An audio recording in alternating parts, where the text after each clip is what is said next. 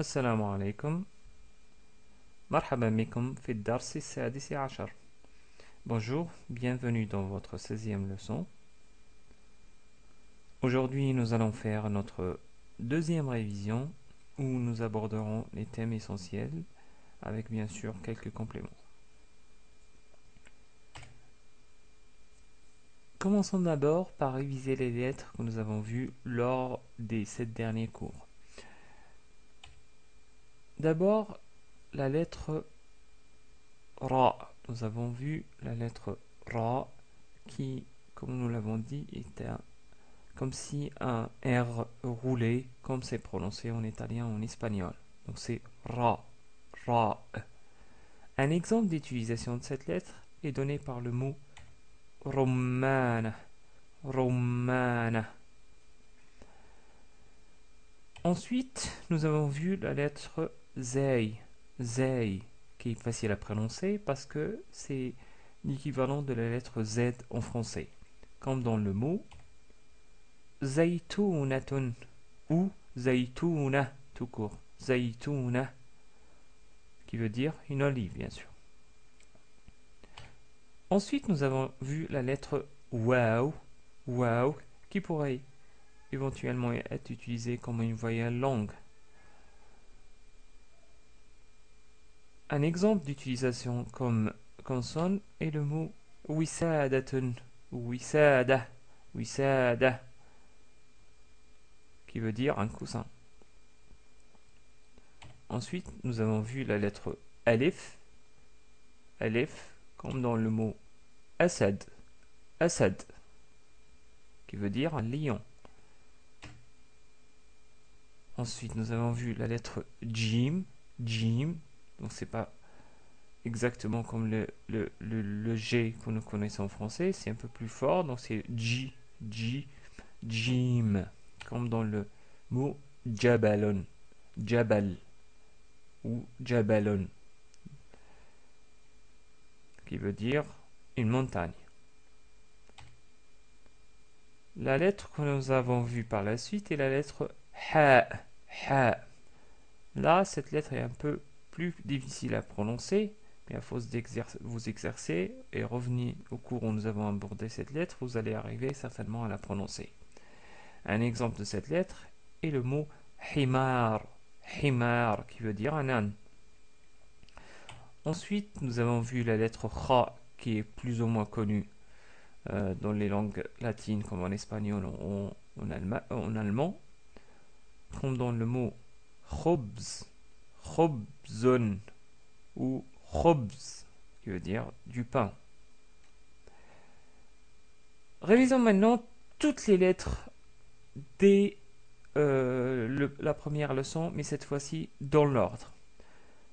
Donc d'abord Alif, Ba, Ta, Fa, Jim, Ha, Kha, Dal, Val, Ra, Zay, Noun, Waw, et enfin Ya, ce qui donne 50% des lettres de l'alphabet arabe. Donc vous maîtrisez normalement maintenant la moitié de l'alphabet arabe. Bravo. Passons maintenant aux formes d'écriture de ces lettres-là. Je vais essayer de vous simplifier ces formes d'écriture en rassemblant les lettres qui ont la même forme d'écriture. Je vais d'abord commencer par le alif. Regardez, le alif est très simple à écrire. On distingue principalement deux formes d'écriture, car le alif ne s'attache pas à la lettre qui la suit. Du coup, la forme initiale est équivalente à la forme isolée et la forme médiane est équivalente à la forme finale. Une petite remarque là, ne vous occupez pas si vous ne voyez pas le hamza au-dessus de la lettre alif, parce que la lettre alif peut être présente sans le hamza, par exemple, quand elle est utilisée comme voyelle longue. Et si vous avez besoin de plus de détails, revenez au cours qui concernait la lettre alif.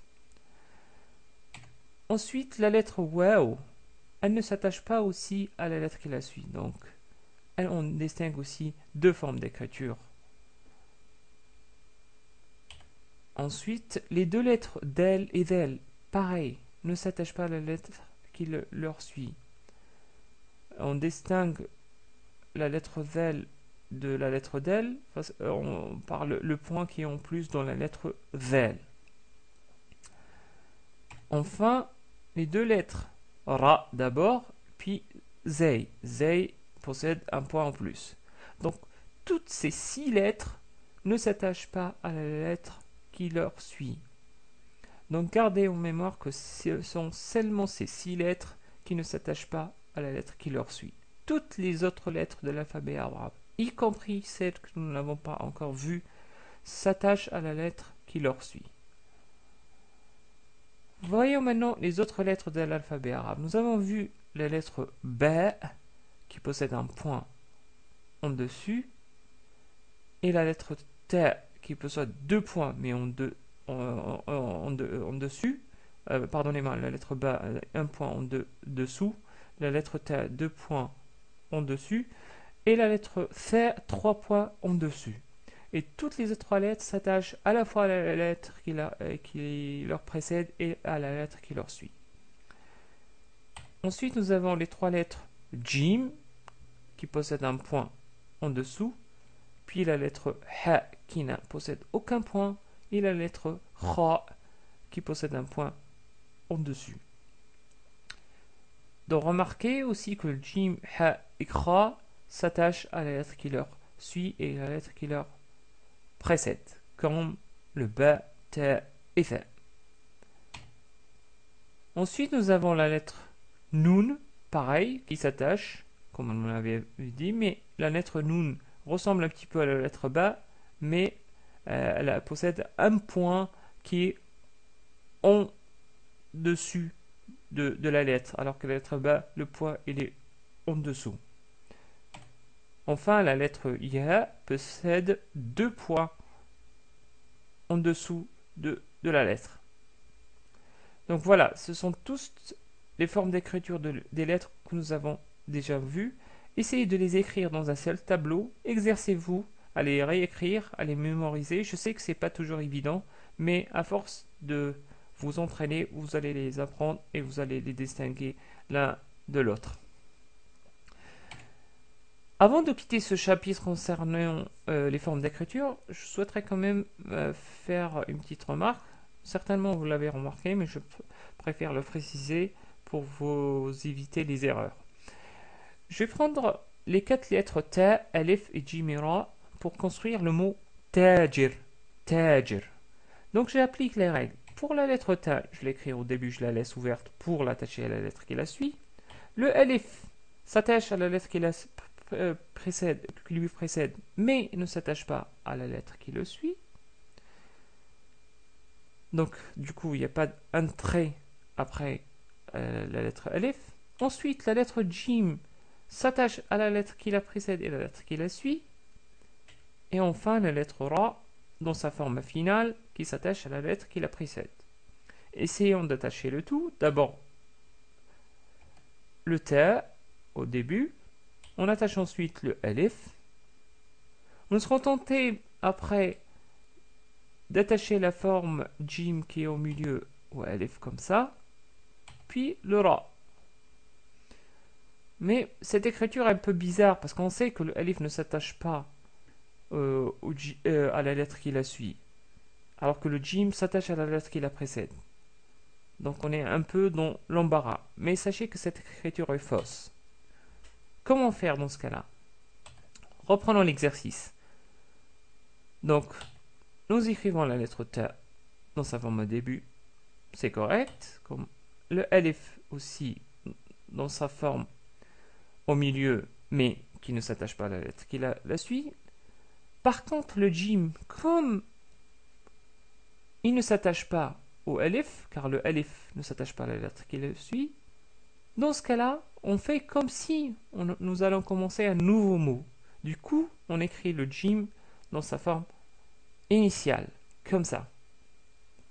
Ensuite, on écrit le Ra dans sa forme finale et on obtient l'écriture correcte du mot Tajir. tajir. Donc, toujours la règle est que si on a une lettre qui ne s'attache pas à la lettre qui la suit, la prochaine lettre, c'est-à-dire la lettre suivante, s'écrit dans sa forme initiale. Prenons d'autres exemples. Le mot bakhiratun. Remarquez le kha, comment il est écrit dans sa forme initiale, alors qu'il est au milieu, parce que avant la lettre kha, il y a le alif. Pareil pour ta marbuta. Elle ne s'attache pas à la lettre ra, car le ra ne s'attache pas à la lettre qui le suit. Donc ta marbuta ici est écrite dans sa forme finale, mais sans l'attacher au ra. Par contre, on voit que dans le mot yabaniya, qui veut dire une japonaise, la ta marbuta est attachée à la lettre ya qui lui précède.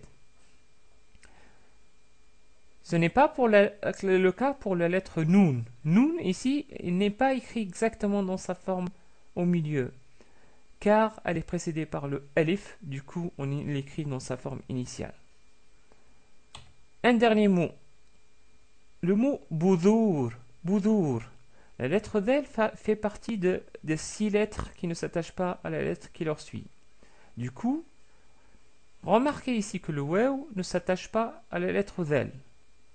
Mais la lettre waw elle-même ne s'attache pas à la lettre qui la suit. Du coup, elle ne s'attache pas au ra qui est à la fin. Du coup, on écrit le waw comme si c'était isolé.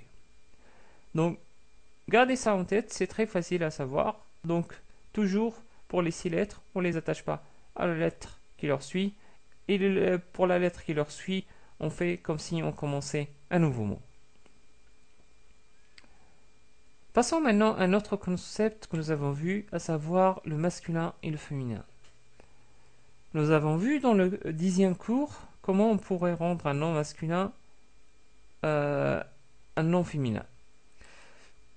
Nous avons dit que souvent on rajoute la ta marbuta à la fin du mot masculin pour le rendre ou le convertir en nom féminin. Comme en français on rajoute le e à la fin d'un nom féminin. Nous avons donné l'exemple du mot talib, qui veut dire un étudiant. Le féminin est talibatun ou talibah tout court, qui veut dire une étudiante bien sûr. Ce n'est pas toujours le cas, c'est-à-dire on ne peut pas toujours utiliser la ta marbuta à la fin. Il y a d'autres formes de féminisation. Par exemple, si on prend le mot ahmar qui veut dire rouge, mais utilisé dans sa forme masculine, le féminin de ce mot-là est hamra. Regardez comment le féminin du mot rouge devient quand il s'agit d'un adjectif féminin. Donc on fait comme si on a déplacé le alif qui est au début à la fin. On appelle ce alif plus hamza marqué ici en rouge alif mamdouda. Un autre exemple comme celui-là est le mot aswad. Si on voulait dire par exemple un âne noir, on dit himarun aswad. Le féminin de aswad est Saouda. Par exemple, Zaytunatun Saouda, une olive noire. Zaytunatun Saouda. Il y a aussi d'autres formes de féminisation, mais qui sont irrégulières. Par exemple, le féminin du mot rajulun ou rajul, qui veut dire un homme, et imra'atun ou imra'a, tout court, qui veut dire bien sûr une femme. Le féminin du mot waladun ou walad tout court, qui veut dire un garçon, et le mot que nous connaissons déjà, à savoir bintun ou bint tout court. Voilà, je pense que c'est très facile. J'évoque ce point-là pour que vous distinguiez de plus en plus les noms masculins des noms féminins. Voilà, on arrive à la fin de cette révision. J'espère que cette révision vous a rapporté un plus. Si vous avez des questions, n'hésitez pas de me contacter sur ma chaîne YouTube et j'essaierai de faire le maximum pour vous répondre le plus rapidement possible. Ce n'est pas toujours évident maintenant parce que j'ai de plus en plus d'abonnés, mais je ferai tout mon possible pour vous répondre car c'est mon plaisir. Une dernière remarque, il y a d'autres personnes qui publient mes vidéos sur d'autres sites comme Dailymotion. Sachez que vous pouvez bien sûr les visualiser, mais je ne pourrai pas vous répondre si vous mettez des commentaires sur ces vidéos-là, tout simplement parce que j'ai pas accès à ces chaînes-là. Donc, si vous voulez m'envoyer des commentaires ou des suggestions, essayez de vous connecter sur ma chaîne YouTube et poster des commentaires ou des questions. Sur ce, je vous dis au revoir et la